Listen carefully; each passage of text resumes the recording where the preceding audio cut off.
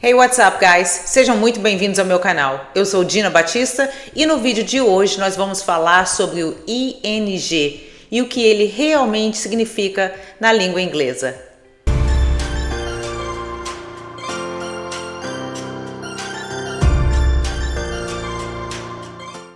Uma das formas mais comuns de usarmos o ING na língua inglesa é quando queremos passar o verbo para o gerúndio. Mas o que realmente isso quer dizer? Na língua portuguesa, o gerúndio é quando conjugamos o verbo com ando, endo, indo. Em inglês, essa conjugação é feita através do ING. To walk, andar, passa a ser walking. To do, fazer, passa a ser doing. To sleep, dormir, passa a ser sleeping. Andando, fazendo, dormindo. E para entender como isso realmente funciona, nós vamos conjugar o verbo to be mais o ing usando 7 verbos diferentes. Vamos começar pelo presente. Vamos começar pelo verbo lavar, to wash. To wash, por que o to? Porque o verbo está no infinitivo. Passando para o gerúndio, ele passa a ser washing, lavando. To wash, lavar. Washing, lavando. E como fazemos essa frase? Como criamos essa frase? Com o verbo to be, mais o verbo escolhido, que é o to wash, mais o ing. I am washing. Eu estou lavando. Se eu quiser negar, I am not washing. Eu não estou lavando. E se eu for fazer uma pergunta, am I washing? Eu estou lavando? No próximo slide, nós vamos falar sobre o verbo to play, que quer dizer brincar, jogar ou tocar. Não tocar de toque, mas de tocar piano, tocar guitarra, tocar um instrumento. Vamos conjugá-lo na terceira pessoa do singular. Vamos usar o he. No infinitivo, ele é to play. No gerúndio, ele é playing. Como formulamos essa frase? Usando o verbo to be, mais o verbo escolhido, que foi o play, mais o ing. Ele está brincando, ou ele está jogando, ou ele está tocando um instrumento. He is playing. Se eu quiser negar, he is not playing. E se eu quiser fazer uma pergunta, is he playing? O próximo verbo é o to cook, cozinhar. E nós vamos conjugá-lo na terceira pessoa do singular. Ela. O verbo to cook quer dizer cozinhar e no gerúndio cooking, apenas acrescentamos o ing. E como formulamos essa frase? Verbo to be mais o verbo escolhido, que é o cook, mais o ing. She is cooking. Ela está cozinhando. She is not cooking. Ela não está cozinhando. Is she cooking? Ela está cozinhando. No próximo slide, nós vamos conjugar o verbo to ask, que quer dizer perguntar ou pedir, mas nós vamos conjugá-lo na terceira pessoa do singular usando it. O verbo to ask quer dizer pedir ou perguntar, e no gerúndio ele fica asking, apenas acrescentamos o ing. E a formação dessa frase é o verbo to be, mais o verbo escolhido, que é o ask, mais o ing. Mas se já falamos que o it é usado para coisas e não pessoas, como podemos conjugar o verbo ask, pedir, perguntar, para uma coisa? E é muito simples. Por exemplo, quando você vai entrar no seu computador, o computador vai pedir a senha. So, the computer is asking for the password. It is asking. Quem é o it no caso? O computador, o sistema. It is asking.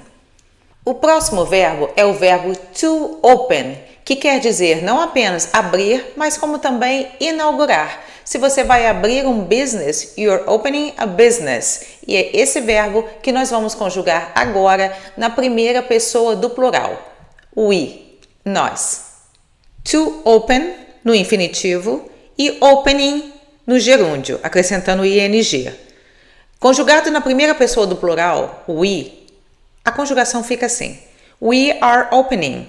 Se estivermos negando, we are not opening. E se estivermos perguntando, are we opening? Nesse próximo slide, nós vamos falar sobre o verbo to talk, que quer dizer falar, conversar.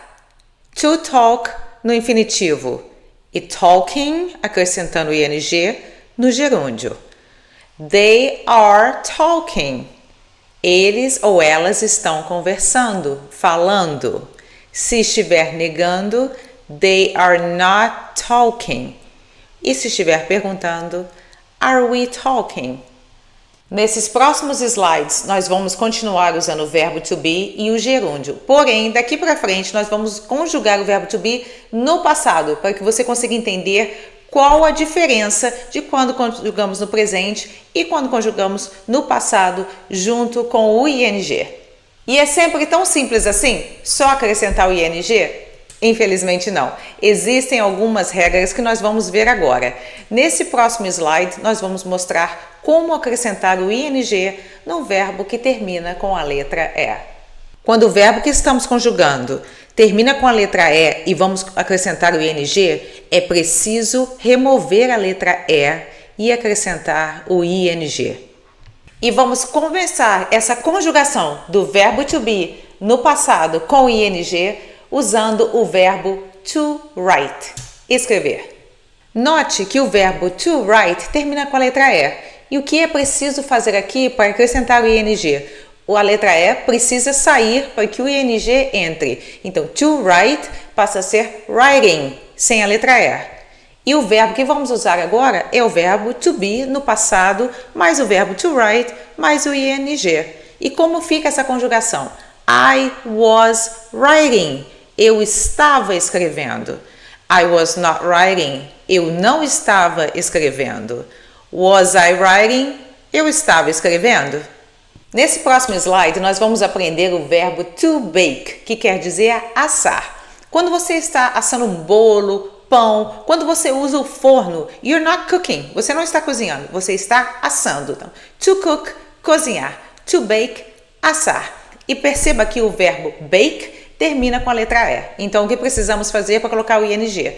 O E precisa sair para que o ing possa entrar.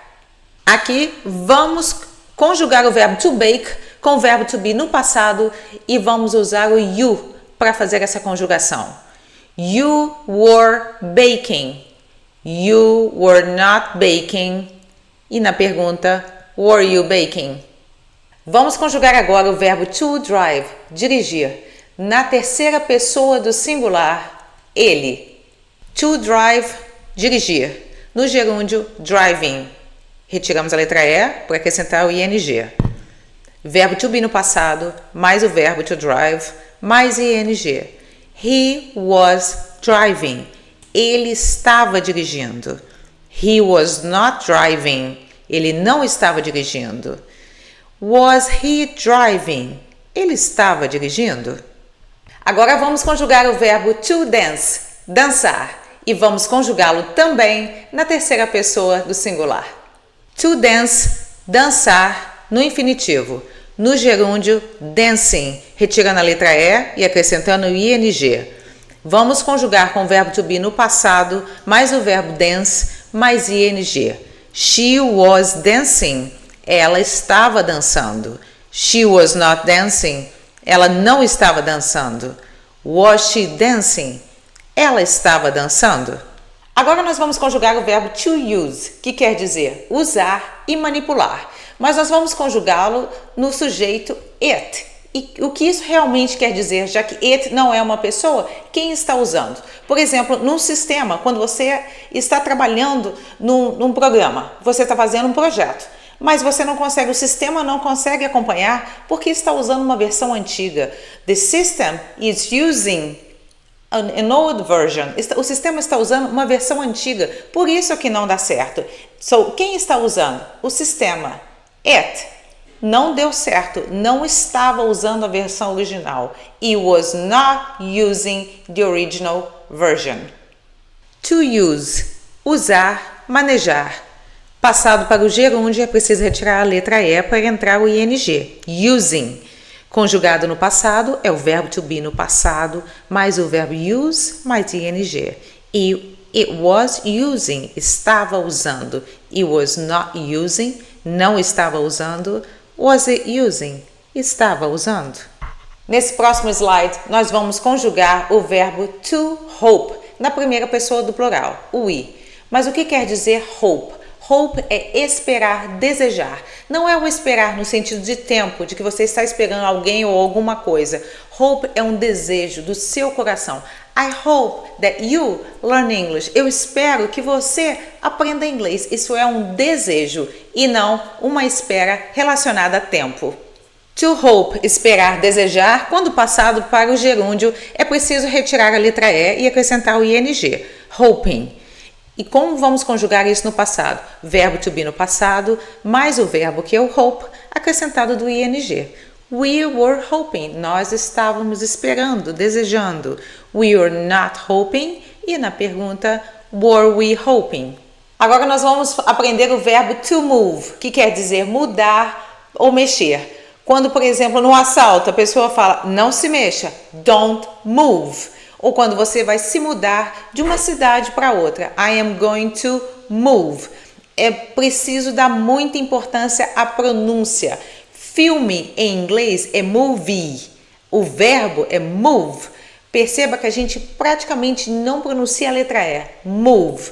E o filme, movie. To move. Mudar, mexer, no gerúndio, moving, sem a letra E. Como conjugamos isso? Verbo to be no passado, mais o verbo move, mais o ing. They were moving. They were not moving. Were they moving? Nós acabamos de aprender como acrescentar o ing a verbos que terminam com a letra E. Mas e quando o verbo termina com duas letras E? Como isso é feito? Quando o verbo é terminado com duas letras S, não remova a letra, apenas acrescente o ing. Vou citar agora alguns exemplos de verbos que terminam com duas letras S, para que você consiga entender. Nesse caso, a letra E não desaparece, você simplesmente acrescenta o ing. To see, ver, enxergar. Seeing. Perceba que os dois S se mantiveram, apenas acrescentou o ing. To agree, concordar, agreeing. To disagree, discordar, disagreeing. To flee, correr, desaparecer, fleeing. To free, libertar, freeing. Na aula de hoje, nós estamos aprendendo como transformar um verbo em gerúndio. Pegamos o verbo e acrescentamos o ing. Dessa forma, estamos conjugando esse verbo. Mas o que nós vamos ver agora é que nem tudo que tem ing é gerúndio. Em inglês, todo verbo no gerúndio termina em ing, mas nem tudo com ing é gerúndio. E você deve estar se perguntando, como então vou saber quando tem o ing e quando não tem? E a resposta é muito simples. Para ser conjugado, é preciso ser verbo. Então, está no gerúndio quando estiver acompanhando um verbo como esses que a gente acabou de ver nos slides anteriores. Por exemplo, a palavra interessante. Em inglês, ela é interesting. Ela tem o ing. Mas por que ela não está no gerúndio? Porque ela não é um verbo, ela é um substantivo. Então, obviamente, não está sendo conjugado. Interessante, interesting, terminando em ing, mas não se trata de gerúndio. Mas na prática, essa informação vai lhe fazer alguma diferença na hora de falar? Não necessariamente. A única coisa que eu trouxe esse assunto, eu quis mostrar que nem tudo que tem ing é gerúndio, para que você saiba a diferença. Para conjugar um verbo, acrescenta o ing, mas não para que toda vez que você veja o ing, você presuma que se trata de um verbo. Agora nós vamos falar de como funciona o ing em placas, regras e sinalização. O ing aqui é usado quando lhe dá uma ordem direta, dizendo que você não pode fazer determinada coisa. Você não pode estacionar, no parking, não pode fumar, no smoking. Não pode nadar, no swimming. Não pode comer, no eating. Não pode conversar, no talking. Não pode gritar, no screaming. Não pode correr, no running. Agora uma curiosidade. Você sabia que quando nos referimos a atividades esportivas, principalmente feitas outside, nós usamos o ing? No nosso primeiro exemplo, nós vamos aprender a como dizer ir pescar. O verbo que indica atividade esportiva, ele vai vir acompanhado do go. go mais atividade mais o ing. No caso, pescar, go fishing. I am going to go fishing, ou então na forma contraída, I'm gonna go fishing. E quem é que gosta de fazer uma trilha? Se esse esporte é para você, a expressão é go hiking. Go mais atividade mais ing. You are going to go hiking. Ou então, you're gonna go hiking. Temos corredores no grupo? Tem aqui alguém que goste de go jogging? Go mais atividade mais o ing. He is going to go jogging. Ele vai correr? Ou então, he's gonna go jogging, que significa a mesma coisa, só uma forma mais rápida de falar. E para quem vai nadar, go swimming. Go mais a atividade mais ing. She's going to go swimming. Ou então, she's gonna go swimming. Agora o favorito de todos nós, go shopping. Go mais a atividade mais ing. It is going to go shopping. It's gonna go shopping. E mais uma vez voltamos ao it. It is going to go shopping. It's gonna go shopping. Who is gonna go shopping if it's it? O go shopping não quer dizer necessariamente fazer compras. Por exemplo, uma empresa que está precisando de uma nova pessoa, uma pessoa que seja no setor administrativo, da contabilidade, recursos humanos, essa empresa, it's going to go shopping for a new professional. Essa empresa vai buscar por um novo profissional para trabalhar lá. Então, go shopping não quer dizer somente fazer compras online, presencial. Go shopping também é buscar por alguma coisa que você precisa. Por exemplo, o pneu do seu carro precisa ser trocado, os pneus. E você começa go shopping, shopping around, para você buscar por informações para lugares que sejam mais em conta. E agora o verbo surfar. Go surfing. Go surfing, verbo to go, mais a atividade, mais o ing. We are going to go surfing. Ou então, we're gonna go surfing. E quem aqui gosta de acampar? Se esse esporte é para você, you like to go camping. To go, mais a atividade, mais o ing. They're going to go camping. Ou então, they're gonna go camping. Então, todo o esporte é usado com go mais ing? Não. Com esportes mais organizados ou competitivos, usamos to play. Em sua grande maioria, são esportes que envolvem uma bola. Por exemplo, jogar futebol. To play soccer. I was playing soccer. Eu estava jogando futebol, o futebol brasileiro. To play tennis, jogar tênis. He was playing tennis. Ele estava jogando tênis. To play basketball, jogar basquete. She was playing basketball. Ela estava jogando basquete. To play volleyball, jogar vôlei. We were playing volleyball. Nós estávamos jogando vôlei. To play football. Football é o futebol americano. Então, to play football é jogar futebol americano. They were playing football. Eles estavam jogando futebol americano. E como saber a diferença? Como saber quando usar o go e o esporte ou como usar o play e o sport? E é muito simples, porque o verbo go, to go, ele quer dizer ir. E naqueles esportes que eu mencionei anteriormente, você está indo fazer aquela atividade. Go fishing, indo pescar. Go swimming, indo nadar. É assim que você vai saber quando é o go e quando é o play. E o play, ele quer dizer brincar, jogar. Então, play basketball, jogar basquete. Play volleyball, jogar vôlei. Assim é que você vai distinguir quando é um e quando é o outro. Agora vamos falar de mais uma curiosidade quando passamos os verbos para o gerúndio, quando acrescentamos ing. Você já deve ter reparado que em alguns verbos a última letra dobra. Por exemplo, o verbo to stop, parar. Quando colocamos o ing, ele passa a ser stopping, mas com 2 P's. E por que isso? Nós vamos estudar essa regra agora. Existe uma fórmula que nós usamos para saber quando a última letra é dobrada e quando não é.